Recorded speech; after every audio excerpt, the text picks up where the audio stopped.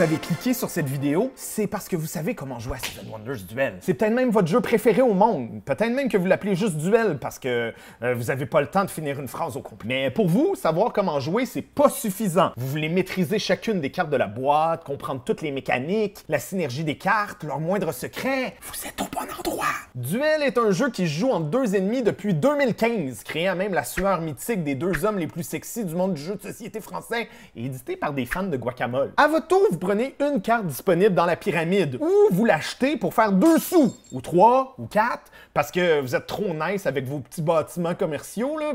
Celui qui a le plus de points en fin de partie gagne. Alors la question numéro 1, ça doit toujours être comment est-ce que je peux faire des points? Ils sont où les points? C'est pas sont où? Sont-ils cachés ici? Je sais pas. Sont où les points? J'ai besoin des points. Je vous entends, là, vous dites « Ouais, mais qu'est-ce que tu fais, les victoires militaires et les victoires scientifiques? » Les autres manières de gagner, c'est un mensonge. La seule vraie manière de gagner dans Duel, c'est une victoire civile. Les points. C'est pas les autres choses. J'ai dit, c'est les points. La première chose qui t'arrive en ouvrant la boîte de Duel, c'est les cartes merveilles qui te sautent d'en face. Bam! T'en prends une, ton adversaire en prend 2. Faut-tu que je t'explique tout? T'as jamais drafté, yo! Voici l'ordre ultime de la force des merveilles, de la plus cool à la moins cool. L'ordre de préférence dans lequel tu veux les choisir. Puis ça, c'est la vérité absolue. Le temple d'Artémis, le jardin suspendu, la Via Appia, le Pirée, le Sphinx. On va se le dire, le temple d'Artémis, trop fort. C'est la meilleure merveille. Faut que ce soit clair entre vous et moi, temple d'Artémis is the shit. Parce que ces cartes-là, ils te permettent de rejouer. Tu les bâtis, puis t'as une free pass dans le domaine des dieux. Tu peux même faire des combos de merveilles. Mais que je te vois pas essayer de tout construire dans le premier âge, là. C'est too much. On n'est pas des gourmands ici. Ensuite, t'as le grand phare, la statue de Zeus, le Circus Maximus. Ces merveilles-là te permettent d'avoir de l'impact sur le jeu de ton adversaire. Puis ça, c'est nice. Il n'y a pas beaucoup de manières de jouer chez l'ennemi dans Duel. Fait que profite de ces cartes-là. La grande bibliothèque, le colosse, les pyramides, le mausolée. Finalement, ces merveilles-ci, ils sont pas bonnes.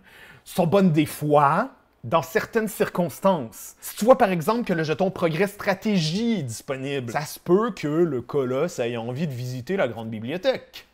Si tu vois ce que je veux dire. Âge 1, où tous les empires sont bâtis sur des ressources solides. Question quiz. Quelle est selon toi la ressource la plus importante dans Duel? Les amphores? La pierre?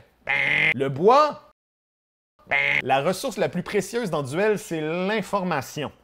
Si j'en reviens pas, je dis cette phrase-là, mais c'est la meilleure manière. Parce que la première chose que tu dois faire au début de chaque âge, c'est regarder l'emplacement des cartes. Ça a l'air niaiseux, mais les gens oublient. C'est un jeu de cartes, il y a des cartes, tu regardes. Y a-tu beaucoup de ressources sur la première ligne? Est-ce que je vois déjà 2 symboles science pareils? Est-ce que je laisse une carte jaune ou une carte grise à mon adversaire? C'est important. Puis le sentiment qu'il faut combattre, c'est l'envie de se lancer partout en même temps. Parce que tu veux te spécialiser, tu vas créer un monopole, comme le jeu de marbre. Puis ça, c'est nice. Si ton adversaire a aucun bois, il faut qu'il paye 1000 millions de précieux sous à chaque fois qu'il veut avancer sa petite armée. Si tu décides de te lancer dans la grande aventure du hoardering de bois, par exemple, ben fais attention à cette carte maléfique. C'est un peu ça, la beauté de Duel. Et toutes tes stratégies potentielles peuvent être scrappées par une seule carte. Je te watch, dépôt de Satan. L'autre manière de contrôler ton adversaire est de jamais prendre une carte qui en dévoile une autre. Sauf quand ta vie en dépend, genre. Je vais toujours préférer prendre un petit 3 points bonus plutôt que prendre une carte qui a l'air le fun, mais risquer que mon adversaire tombe sur le jackpot. Tu veux contrôler l'information. Je te l'ai dit. C'est l'information qui est important. Finalement, c'est primordial de regarder en tout temps ce que ton adversaire fait. C'est important, les gens oublient ça, mais on joue avec d'autres personnes. Fait qu'il faut regarder ce qu'ils font. Tu voudrais pas te retrouver toi-même sous un monopole, ou encore pire, qui a bâti genre 4 sciences sur 6 à la fin de l'âge 1. C'est très gênant. Puis si l'armée de ton adversaire est dans ton territoire à la fin de l'âge 1, ben c'est pas tant grave, parce que c'est toi qui vas choisir qui commence l'âge 2. Ou fortifier ses acquis et montrer c'est qui le boss. Essentiellement, l'âge 2, c'est l'âge 1, mais avec plus de points, plus de trucs qui se passent, plus fort. Tout plus fort. Tout pareil, mais plus fort. Tu veux continuer ton monopole, mais ça risque d'être plus tough. De toute façon, si t'as bien fait ça, ton ennemi en face, il n'y aura pas assez de ressources pour payer rien. Les prix vont être trop élevés pour tout, puis il va hyperventiler en jetant des cartes qui lui rapportent juste 2 sous, puis C'est drôle. Tu peux continuer à contrôler l'info, mais tu peux aussi en profiter pour finir de bâtir tes merveilles. Hein? Idéalement, tu as fini tes 4 constructions en premier. Tu vas assister à la meilleure scène de duel. Bon, ben, je vais faire ma 3e merveille. Super, fait que tu jettes ta 4e. J'avais pas vu, t'avais fait tes 4. L'important dans l'âge 2, c'est de garder l'œil sur ton objectif. Fait que si tu as développé une stratégie scientifique, par exemple, pour aller chercher le jeton mathématique, continue à faire ça. Si ton adversaire n'a pas remarqué que c'est toi le roi de la roche depuis le premier tour, continue à prendre la roche. La meilleure manière de gagner dans tous les jeux, c'est d'abuser du système puis de tout voler à ton adversaire jusqu'à temps qu'il pleure. Âge 3, où les cartes foncées ne sont jamais des ressources. Ça a l'air niaiseux comme conseil, mais ça m'a pris un certain temps avant de comprendre pourquoi les cartes guild ont un dos plus foncé. Parce que c'est de l'information! Non seulement en prenant pas les cartes qui recouvrent les guildes, tu sais que tu peux mettre de côté un paquet de points pour plus tard si t'as accumulé full de commerce depuis le début, genre. Mais tu peux aussi les révéler en sachant que c'est pas la grosse carte arsenal que ton ennemi a besoin pour gagner militairement. Ça aussi, ça serait gênant. C'est aussi ces cartes-là qui vont venir consolider ta stratégie. Duel est un jeu où il faut rester flexible. C'est pas parce que tu tombes en amour avec un combo de merveilles au début que tu dois oublier que ton adversaire va peut-être te laisser tous les bâtiments civils. Ça fait...